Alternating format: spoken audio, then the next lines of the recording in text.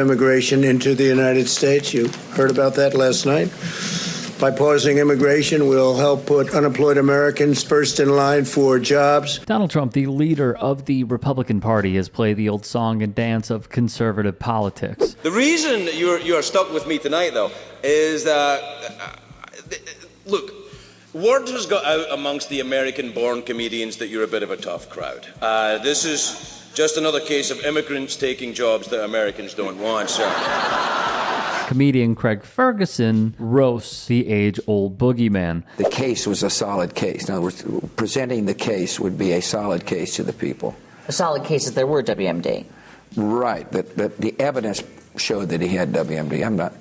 Right. I mean, we're splitting hairs. Right. But sorry. An incredible moment where Bush just can't own the fact that he deceived the American public for the military-industrial complex. It's a great honor for me to be asked to speak here.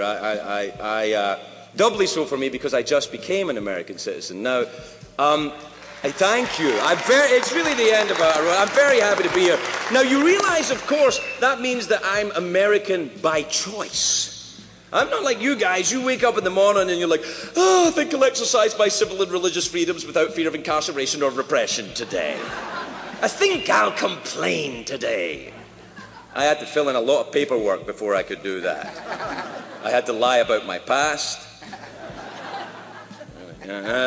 Which Ferguson is happy to remind him of, to his face, that he's a grotesque politician. LeBron and Kevin, you're great players, but no one voted for you. Millions elected Trump to be their coach. So keep the political commentary to yourself, or as someone once said, shut up and dribble. As for this group of deplorables at Rupert Murdoch's Fox News channel, I have to tell you, since I get the invitation to speak here, everybody says to you, everybody wants to give you advice about how to talk at this dinner. Some people are like, stick it to the man, Craig. Other people are like, don't rock the boat, Craig. Everybody says do political humor, which is, what they mean by that is do jokes that I agree with politically. And I spoke to a lot of journalists about how I should speak up here, and everyone, all the journalists said, Craig, your duty is speak truth to power. That's what you do. You hold the truth up for everyone to see. That's your job, speak truth to power. And I'm sorry, I don't see it that way. That's your job. You're journalists. I'm a late-night television show guy. I make up crap that isn't true, and then I say it on TV. I'm like Fox News. I'm not a journalist. What? Ferguson ripped them too. I submit to you that you're going to have to get people like Jay-Z, Kanye West, all of these gangster rappers to knock it off. That's number one. What I think these boys need is they need positive role models, which you said. Listen to me. You got to get where they live. All right, they idolize these guys with the hats on backwards and the terrible rap lyrics and a drug and all of that. You got to get these guys, and I think President Obama can do it. And you got to put them on TV and the net, and they got to say, knock it off. In addition, the biggest rivalry at the time was Bill O'Reilly on Fox News. You serve no good, you serve no God. You inspire only stupidity and hatred. And Keith Olbermann on CNN. Fox News, of course. Now, to be fair, Fox News has my favorite, the gorgeous and smoldering Bill O'Reilly. Man, that is sexy. Bill O'Reilly, who's locked in that feud with Keith Olbermann on MSNBC. The two of them are at it every night, that terrible feud. Everybody thinks they hate each other. You know what I see there? Sexual tension. That's what I say. That's a romantic comedy waiting to happen. You're the worst person in the world. You're liberal yuppie scum. Are you as turned on as I am? You bet I am, mister. But I want to say one thing to the American people. I want you to listen to me. I'm going to say this again. I did not have sexual relations with that woman, Miss Lewinsky. I never told anybody to lie, not a single time, never. These allegations are false, and I need to go back to work for the American people. Obviously a lie, which Ferguson was quick to remind us of. This is an election year, of course, and as you pointed out, sir, none of the candidates thought you guys were important enough for them to turn up. Hillary Clinton not here, although that's fine, she can say she was. On-again, off-again boyfriend Bill, also not here. He's probably making a speech somewhere. You know, Bill Clinton charges $500,000 to give a speech. $500,000, or he'll talk dirty for free, but $500,000. We must stop the terror. I call upon all nations to do everything they can to stop these terrorist killers. Thank you.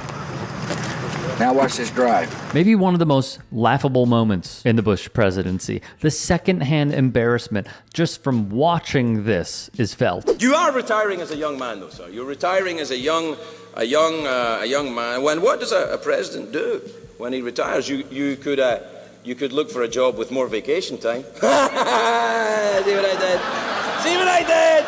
So no regrets about Iraq. I think we made exactly the right decisions. And then there's this ghoul, former Vice President Dick Cheney. Tonight, though, we mark the end of an era, sir. George W. Bush is leaving in 8 months. The Vice President is already moving out of his residence. It takes longer than you think to pack up an entire dungeon. You told me yourself. Honestly, could have gone way harder here. Has your relationship with the president frayed to the point that you are not going to support anything that he comes to you and asks? Why would you say something that stupid? Why would you ask something that dumb?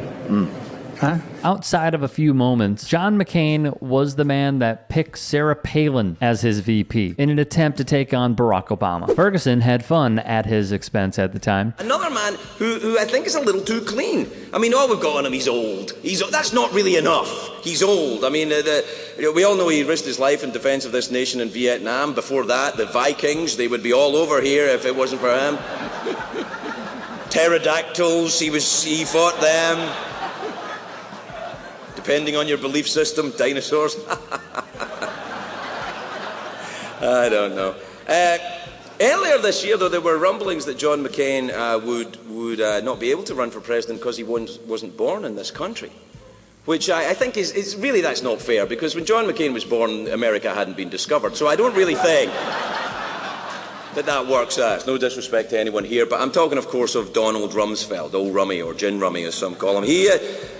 This is a guy who had character, he had drive. I used to watch his press conferences and laugh my ass off. I mean, really, he was just wonderful. And for you tonight, I put together a few clips of some of the greatest Donald Rumsfeld moments. Please look at your monitors.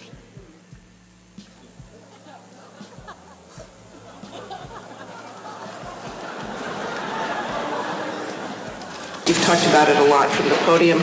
Larry DeRita said yesterday, When the Pentagon's recommendations initially came out, you had said that you hadn't made changes to those recommendations, if I recall correctly. And the message that many of us drew from that was that you wanted the Commission not to make major changes to that list. Traditionally, they've made about 15% changes on the closures, and they've questioned a number of things, including cost saving. Actually, General Myers made similar references to the failings of the insurgency, including their failure to garner public support.